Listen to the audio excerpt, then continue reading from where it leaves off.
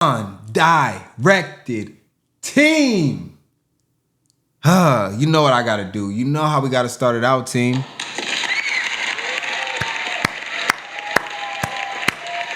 Congratulate yourself, team. Give yourself a round of applause for being the best audience on the internet, on YouTube specifically, or any other platform that you might find me on except for Facebook, because it's awful. Let's just get it out the way real quick. The big 4: like, share, comment, subscribe. We're only as good as the teammate on our left, the teammate on the right. As this platform gets bigger, we get bigger as a collective. And as more people join the team just expands. And, you know, that's what the church tries to do.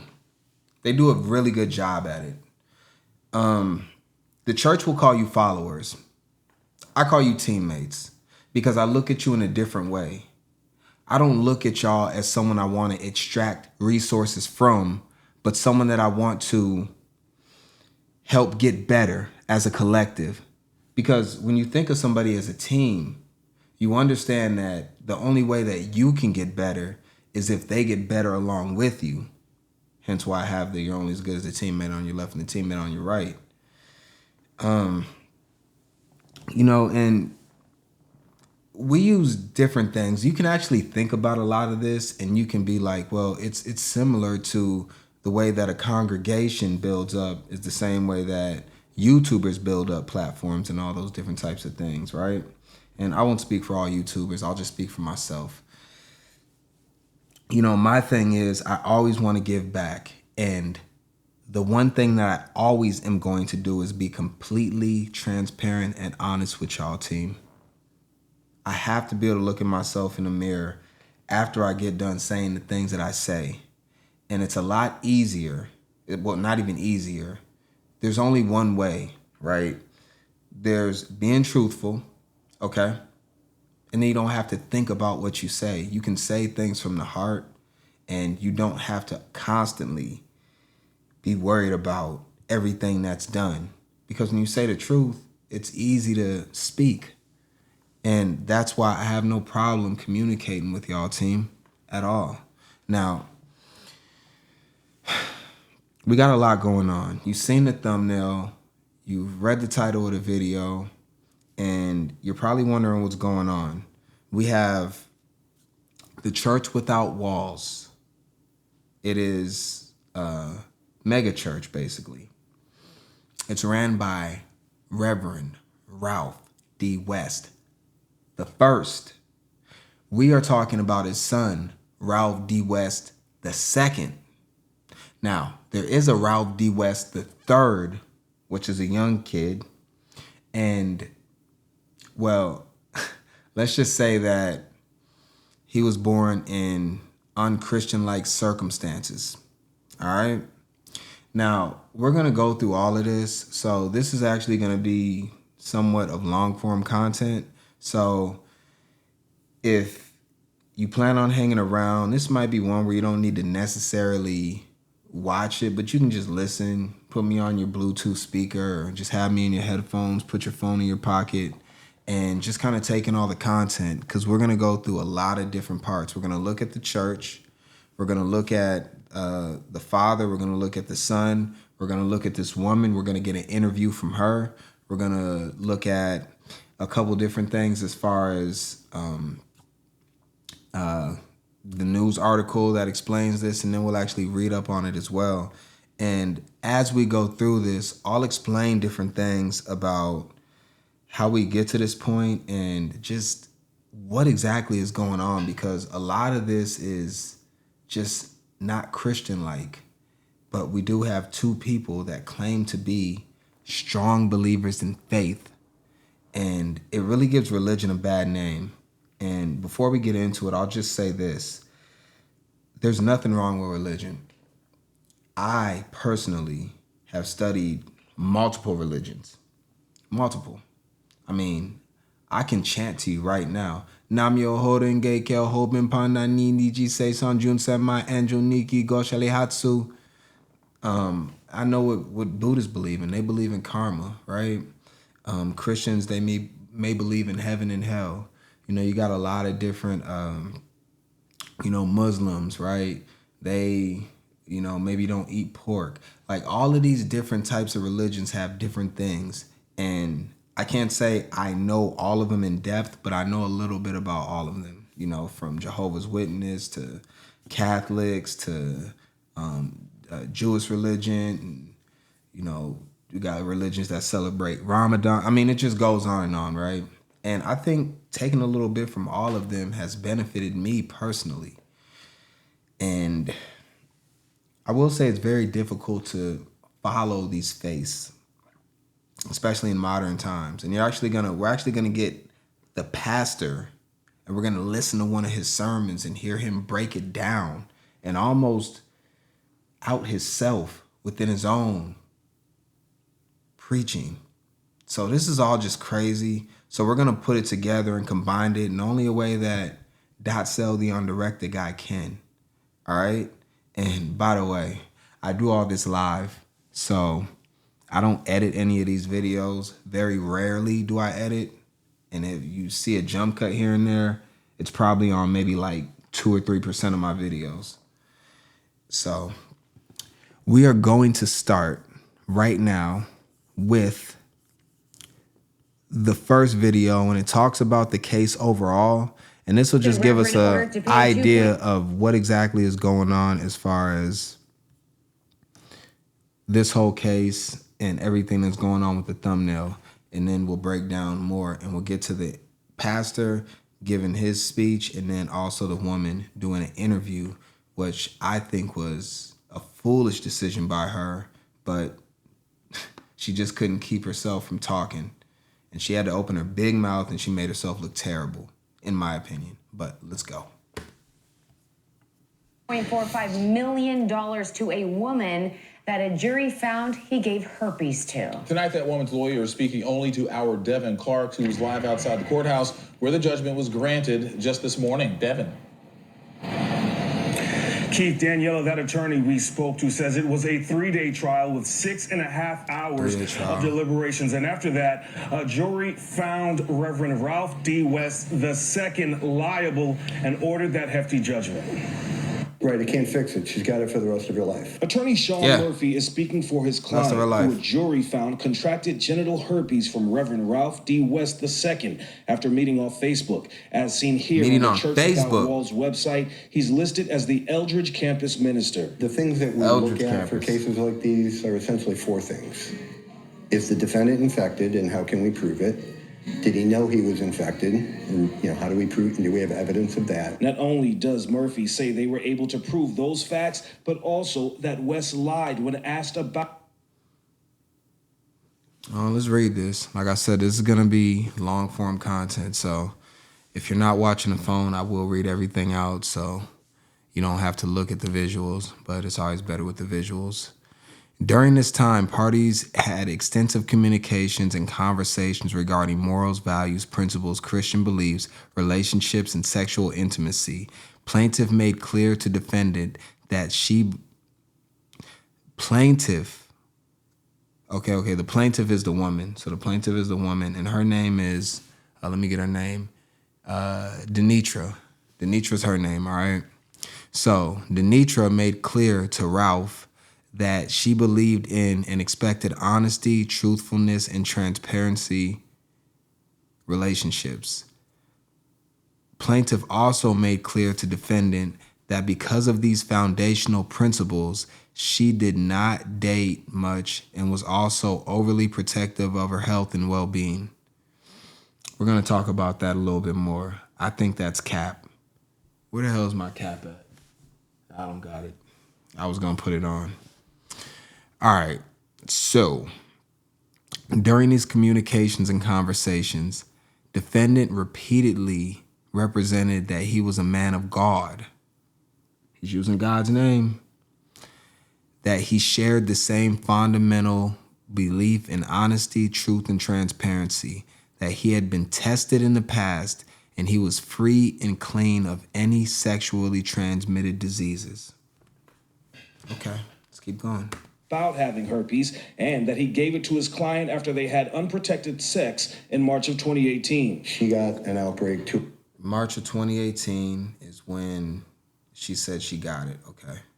Because the dates are going to matter too, because in her interview, she's going to be very, very shady with the way that she explains things, very vague and very sneaky and snake-like, the way that she explains things, and I don't like it. I hate when people are vague, when they want to explain their story, but they want to push the narrative. No, we'll come up with the narrative. You just give us the information, and we, as the people, will decide on how we want to process that information. But when you start to be deceptive within the way that you communicate with us and try to leave out details that can, one way or another, help us form a decision, then you become disingenuous. And that is not something that we should have to deal with. If you want to say it, then say it all. Or just plead the fifth. 2 or 3 days later, went in and got tested. And, from there, able, through the medical records, able to identify that he was the source of it, in part because she hadn't been with anybody else. Yeah. She had had a prior negative test. Murphy says subsequent conversations... let's read this. After accepting proof that the plaintiff had tested negative for genital herpes in the past and had not had any sexual intercourse with any other individual for at least 2 years prior to meeting defendant admitted to plaintiff that he knew he had genital herpes before meeting plaintiff and that he had been infected by the mother of his son.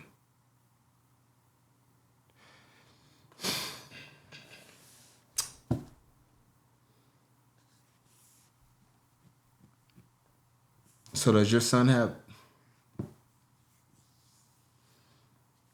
I don't think that's how it works, right?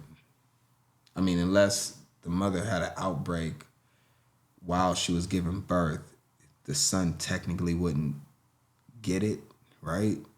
This is just getting more disgusting by the moment. And he says the mother of his son, his baby mom. He didn't marry the mother of his kid, basically. And strange enough, his father's not married either. Now, I'm not saying that they need to be, but a lot of things are starting to come together as far as this side of the family, but the woman that contracted herpes from him, she's not even close to off the hook. So we're going to get into all that. Supported the claims. When she asks, where did this come from?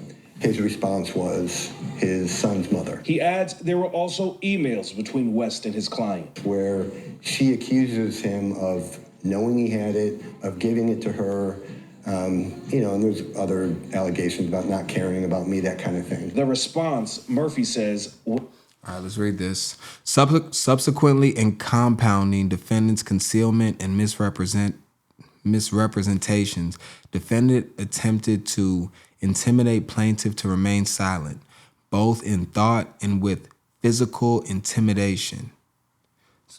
So she's saying that Ralph D. West attempted to say, hey, may God strike you down if you,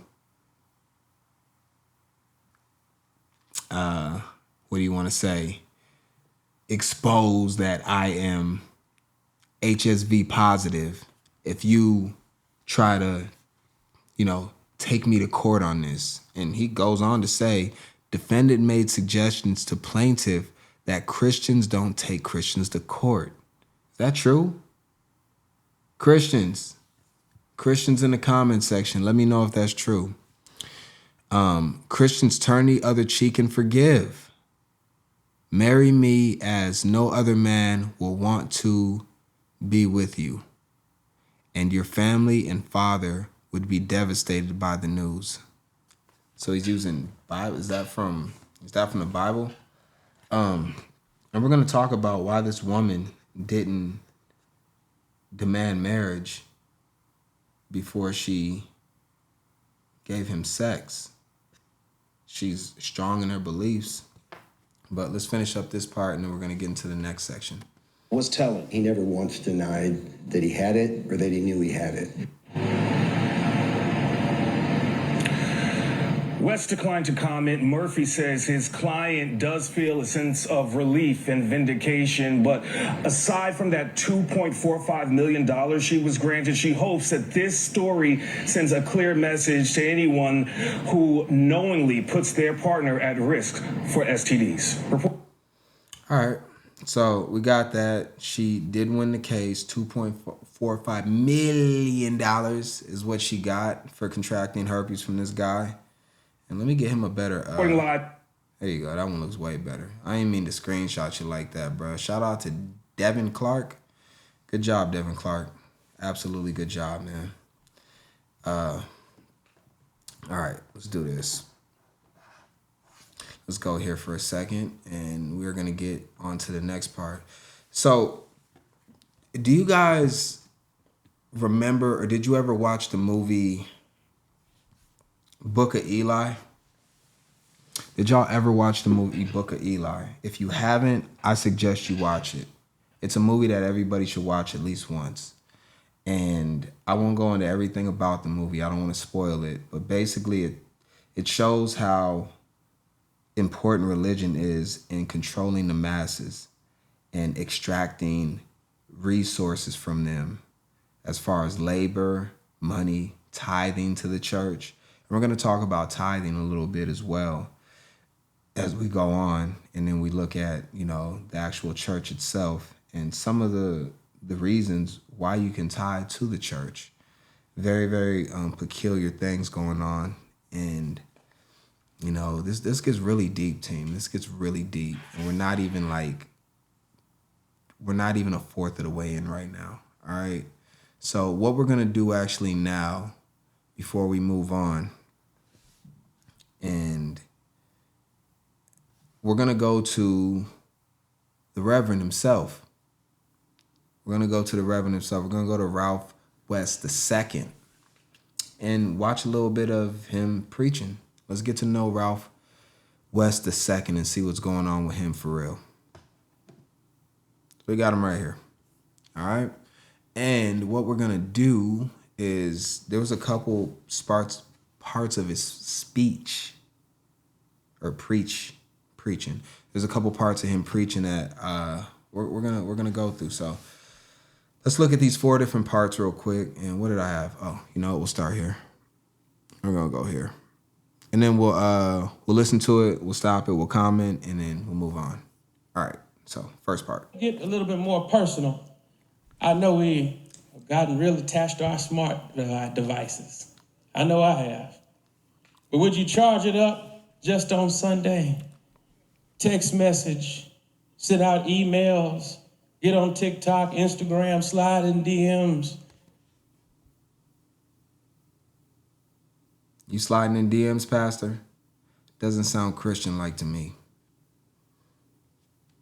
Send out emails, get on TikTok, Instagram, slide in DMs, call up Uber Eats, DoorDash, Lyft, but never plug it up to the power source. DoorDash, Uber Eats, sliding in DMs, wooing women with the money from the church that you're tithing that should be going to God, right? Where do they say that tithing money goes to? I just want to look at this real quick. Remember, I'm doing this live, so I actually have a question. I'm just going to ask Google. I might not get the right answer, but I just want to ask, all right? When you tithe to a church, where does the money go? This is probably going to be a complicated answer. Okay. So what this says, this is just the first one I've seen. And it says, here are some examples of what the church may use your tithes for. Paying pastors, ministers, and other church staff members, funding outreach programs like soup kitchens and donations for the needy, maintaining the church building and equipment. It's right here, team. I got it right here. It's going to look terrible if I try to show it to the camera, but you heard what I just Googled. I mean, it'll pop up the same way for you, maybe slightly different. Okay, so that's what we got. And you remember how it started out, paying the pastor, the ministries. So your tithe immediately goes to paying their salary, okay? I don't know what that has to do with God. I guess they're his vessels, though, that are coming down to preach to you. So this man right here that's running around with HSV, a child born out of wedlock, and just got convicted in civil court to pay a woman $2.4 million for giving her herpes, is now telling you what you need to do as far as running behind God. All right, so let's go up a little bit. There was 3 more that I wanted to go through. Let's see what we got here. The gospel of Christ is for anyone and everyone, no matter what their background, no matter what their race is. And we live in a world that's always constantly trying to divide us. Just like in Rome, even though it may have been on the center stage of the world, we don't have to look at Rome. Right here in Houston, Texas, right now in 2023, we see how the world is constantly trying to divide us by sex, by class, by status. But Paul says the gospel is for anyone and everyone that is willing to believe. All right, well, let's talk about that a little bit. So he says that they're trying to divide us by sex. Well, you've divided yourself by sex because you have genital herpes that you contracted from your children's mother. You at this point have to be divided, right? Because if you basically... So you've limited your sexual options. Now, I will say this. Because of the resources that he has, with his dad being a multimillionaire and him probably having a good amount of money as well. I mean, if he was able to pay out a $2.4 million judgment, I mean, you'd have to figure he has a substantial amount of resources. That he's put himself in a position where, well, now he is divided himself. Also, one of the things that, we look at, hold on real quick. Let me do this. I want to go to 2320. I want to go to 2320 and I'll finish touching on this point. Because this part ties into it. How about you try tomorrow? Just bringing up Jesus in your normal conversation. Don't talk about the last episode of BMF. Don't talk about how good Creed 3 is. Talk about your journey with Jesus Christ. And if you want to see how powerful that conversation is, you'll notice when you talk about Jesus or you bring up your Bible around the room, people start to get stuck and they'll start to flinch because there's power in the name of Jesus. There's power in the gospel. And when you bring up the gospel, that's God's power in action when it is preached. So you remember earlier on in the first part that we just played, he said it's 2023. Now remember, all of this happened with him and that lady between 2017 to 2018, and they were in a relationship for about 2 years. So we'll go 2017 to about 2019. So this is 4 years after. And but he's going through this court case during this time.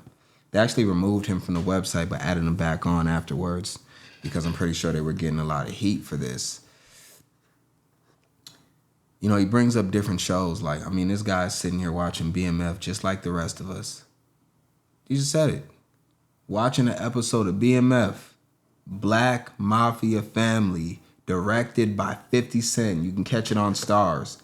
I have watched BMF. I think it's a great series, and I actually like the show personally.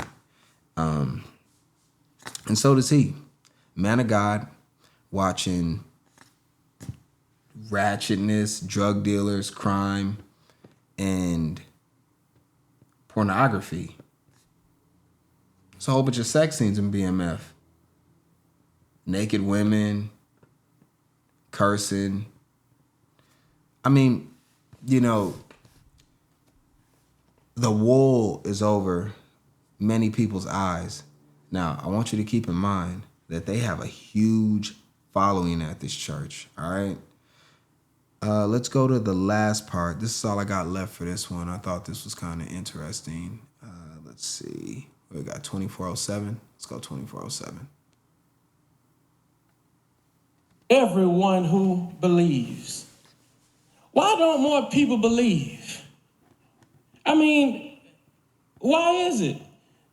We live in a rather cynical world where everything is second-guessed and questioned. But I can't help but to believe that most people don't believe because when they hear the gospel, it just seems to be too good to be true. It's too good to be true, so it can't be real. It can't be possible. I saw this in John Crocker's book, Into Thin Air. He recounts the expedition on Mount Everest during the spring of 1996. Several lives were lost on this expedition, and one was Andy Harris, one of the leaders. Harris stayed at the peak of the mountain past the deadline that the leaders themselves had set. And on his descent, he became in need of oxygen. And Harris radioed his predicament to the base camp, telling them of his need, that he had come up across a cache of oxygen canisters. Yeah, I don't even know what the hell he's talking about at that point. I think the first part was the part I was trying to allude to. With people not believing, and why people are skeptical. Well, it's because of stuff like this, dog. Like, you know, we do believe, and then it comes out that all this time that been believing, that you've been deceiving us and doing things, not even practicing what you preach. I mean, that's at minimum what you should be doing. The things that you're preaching to us, you at least need to demonstrate that within your own life for us to believe that you're a true vessel of God and you're actually preaching his word and you are, well, without sin. And we don't get that when you're out here lying to women, giving them herpes, and then getting $2.4 million judgment settled against you. So it's just tough, you know, and I think a lot of these type of people really do the church a disservice, and they really, you know, give religion and God a bad name. And that's the problem, because the problem is not religion or God. It's these type of people that sit there and manipulate you and speak with passion and tell you all of these different things in the blood of Jesus. But in reality, they're just trying to extract resources and money from you. That's it. And better their own lives. And it's ridiculous. And it sucks that, you know, there's so much evil in the world to the point where people will use something that is supposed to be created to be helpful to people and use it for their own benefit. Now, I think we can go to, well, we got two different parts we can go to. We'll save the woman's interview for last. What we'll do now is we'll go to the church's website and we are going to look at who we have as far as the staff at Church Without Walls. And then we'll go a little bit deeper and see some of the reasons that we can donate to the church. This is going to be interesting. So, we're going to look here at the church, and this is Dr. Ralph Douglas West the first. And shout out to him. I mean, well, I don't know if I want to shout him out exactly, but as far as I know, he's done nothing explicitly wrong. Although, you know, I don't know exactly what's going on with this guy. I just know that he has a son, right? that he's not explaining to us as far as I looked here. Because you know on Google, you can do something where if you look up in the corner, right, I can put the word wife. You can look right here, right up in the corner, right above where it says watch, visit, serve. You see where I typed the word wife? And in his description, it doesn't have that word at all in here. So then we can look up the word married, married, and we can search that and we get 0 results for married, okay? Now, just to show you that it's working, we will put the word DR, dot. And you see how all these DRs and all of this pulls up, and then I can go down and it'll highlight all of that. Well, I don't see the word married anywhere as far as how his son was created. So like father, like son, they both have children out of wedlock. So they both have baby moms, all right? Now, I don't really know how it should go exactly. So I'm not gonna be the one to judge, because me personally, I have my kids out of wedlock. So who am I to judge? But when you preach that you're holier than thou and you manipulate and you sleight of hand and basically not be open about everything, because I like to hear about that. I truly would. So we're going to take this off real quick, and I'll give him credit, though. What he did do is this. The church began with 32 members and now embraces 6,000 plus families, meeting in 3 locations and conducting 5 services each Sunday. Okay? So he's built up a very, very big business. And that's what church seems to be. It seems to be a business. Now, there might be some people that are triggered by the way that I'm coming about this. And if you have anything that you'd like to say, you can leave it in the comments. I do look at my comments, and, feel free. If you agree, you can say something as well. I'm always open to learning and getting better as far as with everything that I do, because I feel like it's important. We're always on an endless search for knowledge. And that's something that I take extremely, extremely serious, as far as just always trying to get better and learn. Because the person I was 5 years ago is not who I am now. And I'm pretty sure 5 years from now, I'll be a lot more advanced than I am today. And all of this is part of it. So for me, there's no conversations off limits. I know they say you shouldn't talk about politics and religion. I don't believe in that. I'll speak about anything. There's nothing off the table that I won't have a conversation about. That's me personally. Although I don't get into certain topics just because I don't have a strong interest in them, but not that I won't talk about them. Okay? So we looked here. Let's actually look at, because I don't want to just sit there and read his whole biography. We could, though. Do y'all really want to? I don't think I want to. Let's read his sons, though. We'll go to Reverend D. West II, and we will read his, because his is a lot shorter. The dad got a lot of stuff in there, and I just don't want to read all that.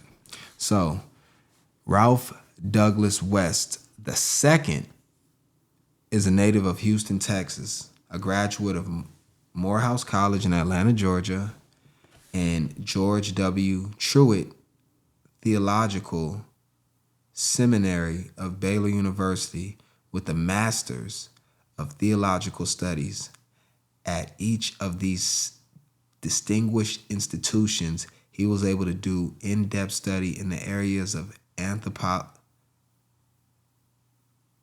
apologetics. I don't know why I'm saying anthropology. Apologetics, Black libertarian theology, and leadership. Ralph II has a passion for preaching and teaching the Word of God and a heart for God's people. He is a campus minister at the Church Without Walls, where his father, Ralph Douglas West, is a pastor/founder.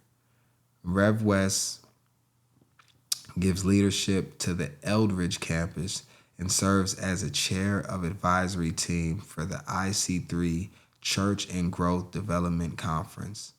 Ralph II is a member of Alpha Pi Alpha Fraternity INC and the proud father of Ralph D. West III. All right. So that's what we got. Now, I pulled up this part specifically because I thought this was interesting. So you can give to the campus, right? And you go to their main page. I'll actually just show you how you get there. I can do that real quick. I'll show you how you get there. So you can go to, what was that? Oh, I'll do that. Let's go to visit. Was I trying to do this? Oh, plan your visit. I got the passwords right there. Parking lot, worship style, teaching style. Oh, they got some pictures. I didn't even see this. Let's look at some of their pictures real quick. And if you're just listening, we're just looking at the website right now. They got chess there. That's a cool chessboard. Makes me want to play chess. Become a member. I mean, this is a huge church. It's a well-built website, too. Very well-built website. They got a lot going on. It looks like they are trying to help people, though. And, I'm not going to just not give them any credit because, they're where they are for a reason, okay? So we're talking about certain instances within what they've done that has put them in a position that they're in now. But they could overall be doing great work and just have this one situation where now we're looking into a whole lot of other things. But what I thought was funny was right here. Let me see. Did I get to it? Okay, yeah, I got to it. So you can give to the campus, right? And you can go here to the fund. And I just thought this was hilarious. Look what you can donate to right here. You can donate to Pastor West's birthday. Team, you can donate to Pastor West's birthday.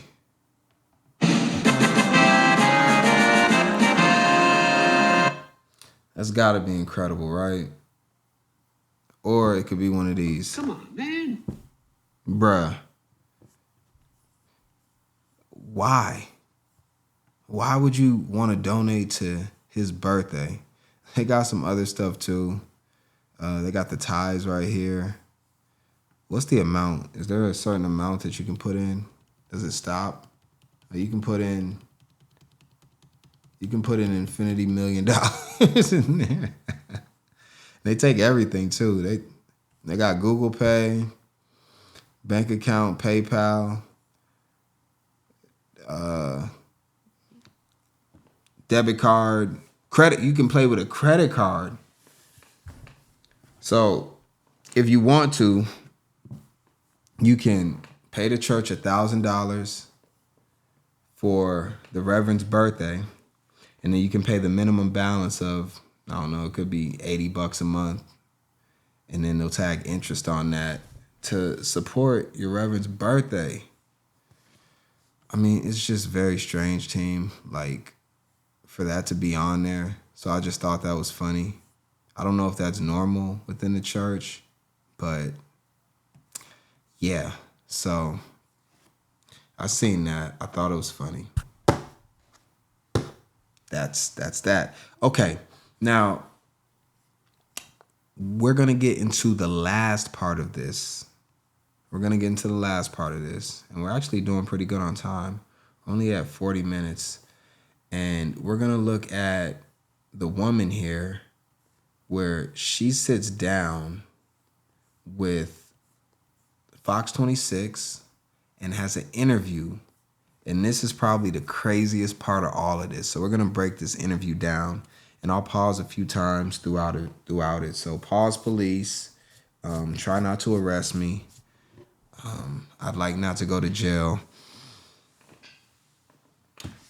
And we're going to get into it right now. So, let's do it. Oh, and by the way, I really like the interviewee, or the interviewer. I thought she did a really good job probing this woman that is very deceptive and cunning with the way that she communicates. I mean, very deceptive. It's hard to read between the lines with this woman, but we're going to break it down, team. Back in 2017, I know that you say West reached out to you on Facebook. Let's start there. What happened? On Facebook. Yeah, back in 2017, I had received several notifications from him. Some of them were like pokes, things of that nature. They still poke on I eventually Facebook? Responded. I ain't been on Facebook. And then, I ain't been on Facebook in like 8 years. I do remember when they had the poke on there though. I thought it was creepy. Things of that nature. I eventually responded. And then, from there, he introduced himself. I didn't know of him. I didn't know of anything that he did. Didn't know of the ministry. And then that's when he told me, he knew he'd been watching me for a while and that he was a fan of mine, and we kind of just conversed. And a fan of yours for what? And I have to pause this too. Fair use, by the way. I don't know if usually news stuff doesn't give you an issue, but sometimes when it's like an interview like this, they could. I don't know, whatever. Fair use though. Transformative work. So yeah, he was a fan of yours for what reason? What do you do that could make him a fan? Because usually you have to do something great or extraordinary for someone to be a fan of yours. Or something at least out of the ordinary. And I don't see anything out of the ordinary about you. Went from there. Yeah, so just kind of an online back and forth relationship. When did it turn from that into a physical relationship? We want to know. So we conversed via social media, I'll say about a month. And then within that month's time, he wanted to exchange and talk more telecommunication. Telecommunication? Yeah. So what kind of words are these? Just the social media, we ended up having telephone conversations, and then from there we started dating, and we dated about 2 years. And see, there's a lot of word salad. She asked you a specific question. When did it get physical? And she didn't answer the question. We started having telecommunication. Who the hell even speaks like that? That's where you know this woman's trying to be deceptive, and I just don't like it. And she's going to continue to do this throughout, and we're going to have to stop and break this down at every point that she does it. so while y'all were talking, you said you didn't know he was a pastor or anything, but obviously during that time, you figured that out, and you ended up attending a church service. A church service? I mean, was the fact that he was a man of God, was that part of what drew you to him? Are you strong in your faith? So I am strong in my faith. My family I came from a very Christian background. I did not know he was a pastor prior to him, reaching out and everything, yeah. You didn't know he was a pastor. So you're telling me if I went to this man's Facebook page, it wouldn't immediately show that he's a pastor. It wouldn't say Dr. Reverend D. West as far as his Facebook name. That's cap. You knew he was a pastor from the very first message that he sent to you. You're a damn lie. Now, also, this woman said she is a woman of faith and she is strong in her Christian beliefs. Well, as far as I know, and correct me if I'm wrong, as a Christian woman, you're not supposed to have premarital sex. But for some reason, you allowed Pastor D. West to slide inside, more than likely unprotected, because you never mentioned that. Like I said, she leaves out a lot of details, very vague and very manipulative and slick and sneaky with the way that she communicates. But she did not say that they ever had plans of being married. She uses the word date, relationship, but never the word engagement or marriage. But you're a Christian woman dating a pastor? And where the hell are his morals at? So it's okay for Christians that are strong in their belief and follow the word of God to just have sex with random people that they have no intentions on being with for the rest of their life? Okay. And y'all could have had kids. Because as far as I know, I mean, I guess you can get HSV still wearing protection, but she never said they wore protection at all. So we're going to assume that he didn't. So we learned about each other over the course of time. I'm used to being in ministry, and so I won't say, that drew me to him because he, my background is ministry, so I'm not, it was like what it is. Yeah. It is. And I feel like, oh my God, just the word salad is just crazy, team. Like, she is so manipulative and she just can't answer a question. So then she starts to stumble over her words, doesn't want to give him credit for being a very good pastor, which he is. I mean, is he honest in all those type of things? Maybe not, but he is a good pastor. And that is absolutely the reason why you wanted to be with him, because he has resources and he's a pastor. And that's a lot of it. So just stop it. Why you can't just say that? I've been in ministry too. Okay. I won't say, that drew me to him because he, her voice is my cracking. background is ministry. So she was not ready for this interview. It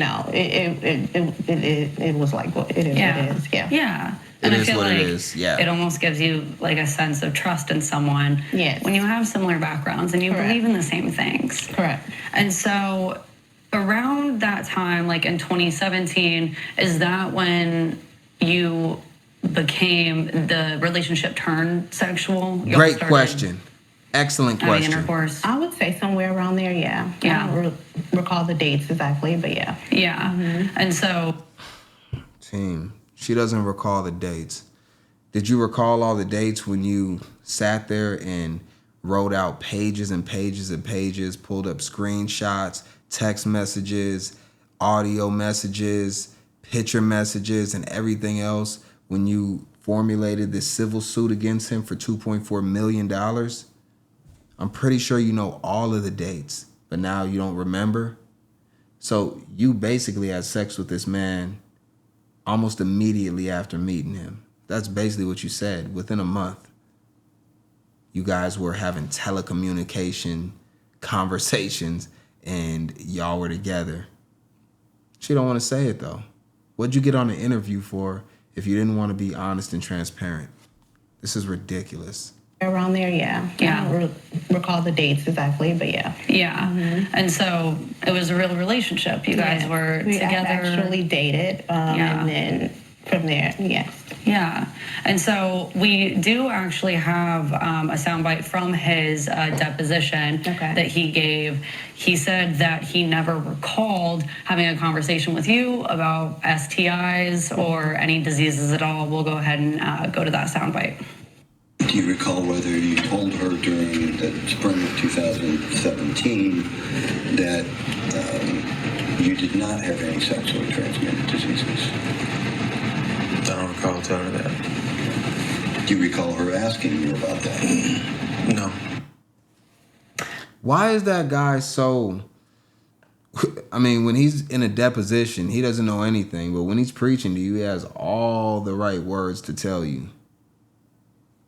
But now when he's doing the deposition, I don't know, I don't recall anything. Why? Nobody recalls anything, when the heat's on. And that's why you just don't lie. He knows the answer. He just don't want to say it. But in a deposition, you have to speak. Okay, so he says that y'all never had the conversation about STIs. Did you have the conversation about STIs? Yes, we had the conversation. He said he didn't recall. And during that deposition, he almost didn't recall anything. But yes, we definitely, we exchanged morals, we exchanged beliefs, and then. Did y'all exchange wedding vows? Did y'all exchange wedding vows? We had those conversations. Yeah, just like any couple does. Correct. And I will say you are right about the deposition. I think every question asked, nearly every question asked, he said he didn't recall. Right, yeah. So take me to the point where you realized you had contracted an STI. Okay. So one thing about me, I kind of know my body, and kind of know your body within my health is out of the norm. I could pretty pinpoint that. Yeah. Pretty pinpoint. So after one of our, course of events, I started to notice that something just was not right. Out of one of your what? So after one of our, course of events, I started to notice that something just was not right. And how long had y'all been sexually active at this point? Had it been a while? Yeah. Yeah. So this was someone who you really felt like you trusted. Yeah, it was just him, and I was in a relationship with him. Yeah. Yeah. Not you even in a relationship with him? Yeah. What does that mean? So you were a single woman with this man. What is a relationship? What's a relationship without marriage? It's nothing. It means nothing. That is the truth. You can say whatever you want to say, but especially by your religion, 100%, a relationship that is not a marriage is nothing. You just are two single people having sex. And you know it. But you don't want to admit it.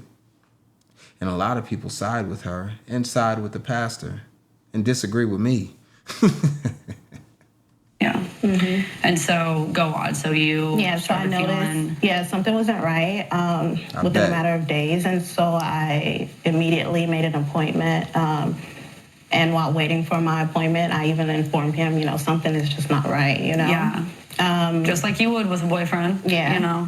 And so after going to the doctor, they were able to determine by blood work that I was recently exposed and that I had the antibodies in my system.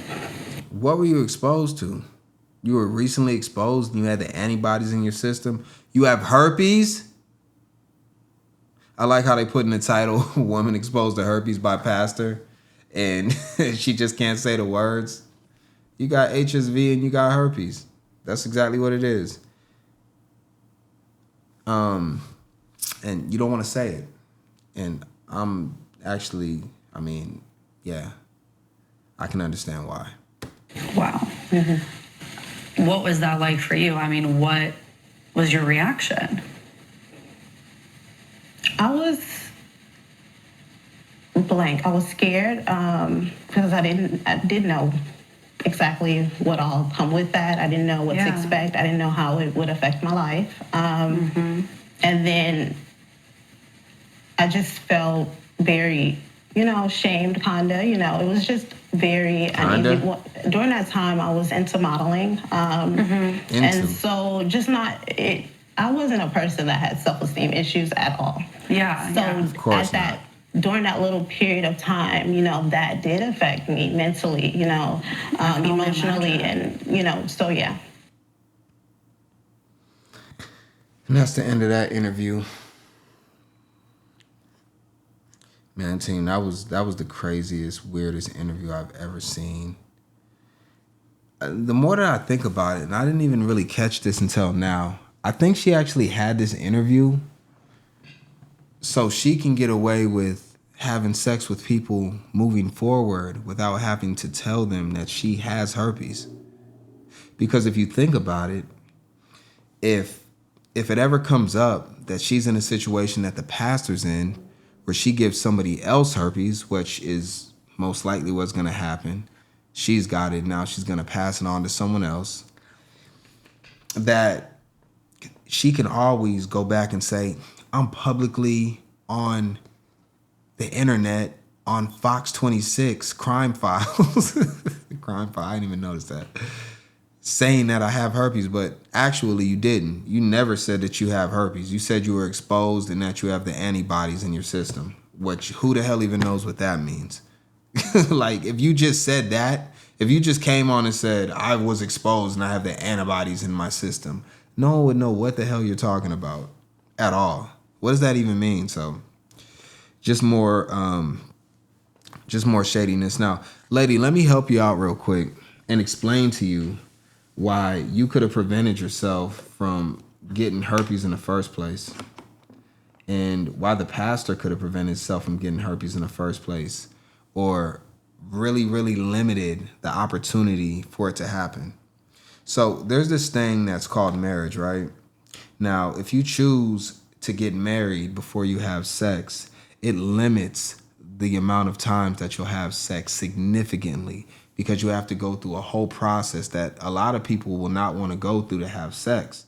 So if you were to have told Pastor Reverend D. West that you are what you call yourself, a woman of faith, you just heard it right here, a woman of faith, this woman says, then Pastor D. West would have said, you know what, sister? I think that it's not gonna work between us.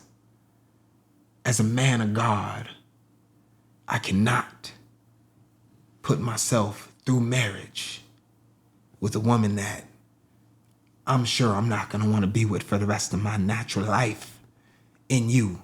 But if you do wanna have sex with me without marriage, then we can do that, sister. And, you know, that's what he told her. Because you said y'all had the conversation, but you never brought up marriage once. Where is the word at? And why am I harping so much on marriage? Because it's part of the Christian faith. It's part of the prerequisites to therefore be able to have sex. If not, it's called premarital sex. And that is shunned upon within the religion. So it's something that we have to really speak about. And it would have prevented these two. It would have prevented her from getting herpes 100%. I'm pretty sure, because that guy is not going to marry her. If he wanted to marry her, he would have demanded it right away.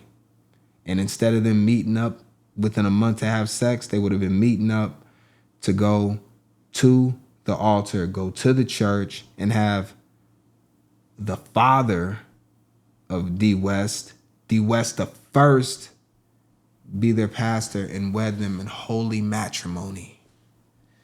In one of their 3 or 4 mega churches, how many of that? 4? Was it 4 or 5 or 3? It was at least 3. And you could have avoided a lot of this, honestly. But you didn't want to. You didn't want to. Because the pastor was tricking off the money that he was getting through the congregation, through the people at the church that are donating 10% of their annual salary to the church. He was using that money to trick off on you, and then he got cooked twice. Not only did he pay for your box, but then after he gave you a sexually transmitted disease, or STI is another way you can call it, you sued him and got him for $2.4 million. So he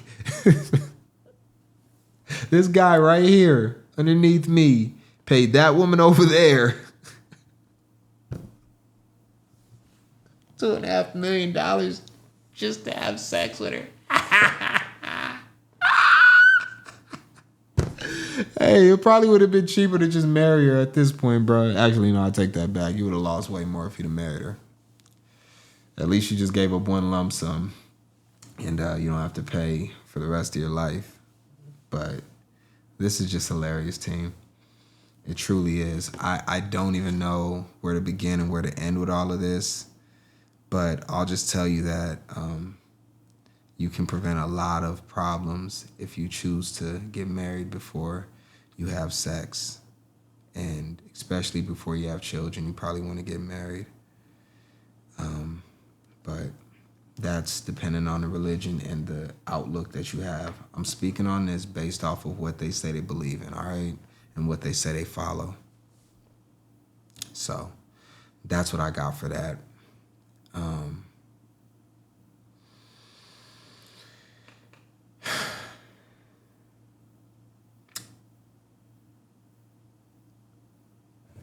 You know what?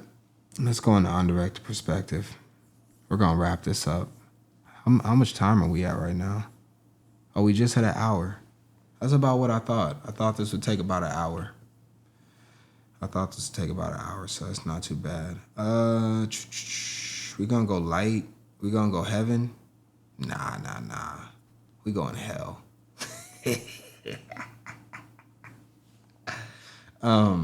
Oftentimes you'll see that people that don't necessarily follow religion are people that have stronger beliefs and have stronger values than people that constantly preach religion. I think that a lot of times what they do is they just put too much pressure on themselves. And I'll be honest, it's difficult to live this life without sin. There's just too much of it going on around us.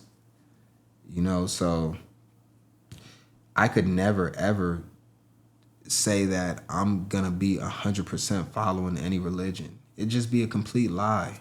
And I've told myself, and I've said to myself, I'm not going to lie.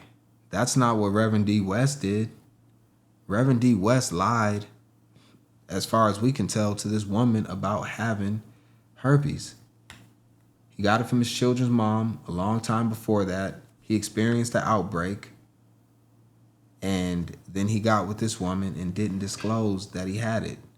Now, this woman also is out here just having wild sex with people.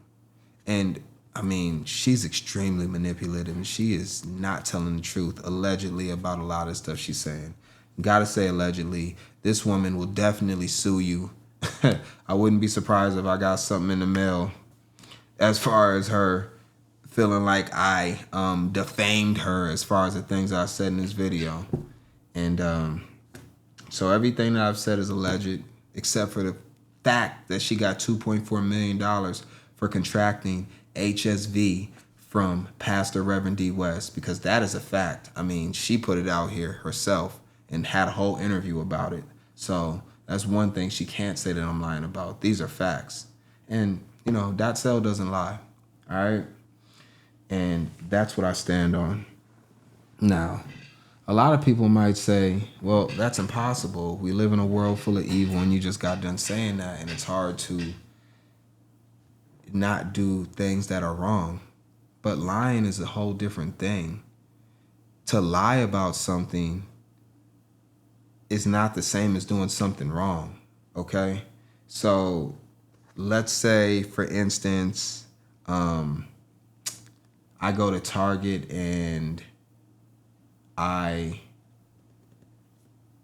am shopping. I got a whole bunch of groceries, and there's one cashier in the checkout line, or there's one cashier but they got a whole bunch of self-checkout lanes, and I go through there and I got 2 cases of water on the bottom row, and I forget to scan one of them, or I don't scan one of them for whatever reason.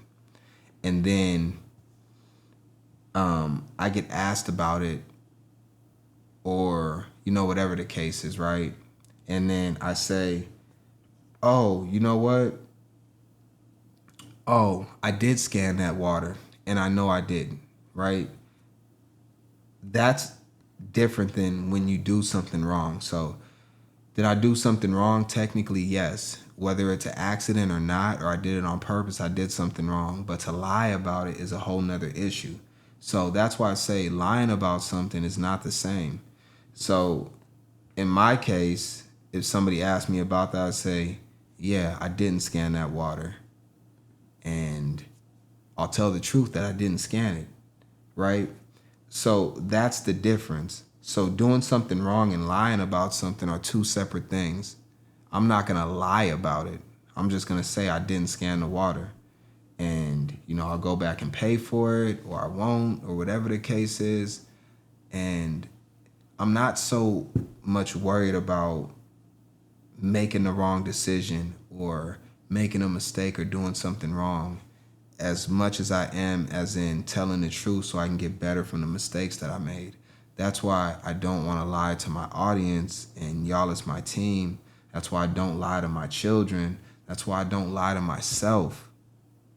Because if you lie to yourself, you can't get better. And that's kind of what I mean about not lying and doing things that are wrong in different situations, because we're all going to do things that are wrong.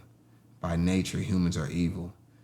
By nature, we're going to make mistakes and do things that we know we shouldn't. There's no way around it at all. And you just seen it from the pastor himself and his father that is gonna have his back even though that his son was wrong. And this lady just lied a whole bunch in this interview. This lady right here, her, lied a whole bunch in this interview. He lied in his deposition. This is the same guy we watched a while ago preaching to us. He lied, right? She lied. And that's what it was. So that's all I got for this one, team. I think we talked about a lot of different things. I'm pretty sure that, y'all got some commentary as far as what I said and the whole situation, everything as a complete package. I just think it's all really interesting. And, I always just want us to get better, team. So when we look at stories like this, I think it'll help us to avoid putting ourselves in these same situations. And that's from both sides. That's from the woman's side, right? And that's from the pastor's side, Reverend D. West II. And, there's things that we can learn. And me just doing this, I learned a lot. I have a whole different perspective on things. And even some of the talking points that I made, I'll learn from some of those things and be better the next time I do this. And that's what it's about. It's about getting better. But the first thing that helps you get better is identifying the problem, admitting the problem, and then working through it to make sure that you don't do the same thing over again and you get better from it. So that's what I'm always striving to do. Every day is a day that I can improve, and that's what I want to see from y'all as well. So let's have the conversation, and I guess I'll leave it there. What do y'all think about tithing, though? What do y'all think about tithing? Do you think it's cool to donate money to the pastor for his birthday fund so we can go out and turn him for his birthday, go slide in some DMs, go buy a bottle at Club Live? This is crazy, team. It's just a lot going on, but I appreciate y'all. Y'all are the best audience on the internet, and it's not even close. All right. This one kind of wore me out, team. I'm gonna sleep good now. You don't even know what time it is right now. You have no concept of my time. Dang, did I move that? Where was this at? Oh, it was over here. Maybe I didn't move it. I'll put it back. Yeah. Oh, yeah, it was right there. Yeah, I've been up all day, team. I gotta go to sleep, though, so. All right, peace out.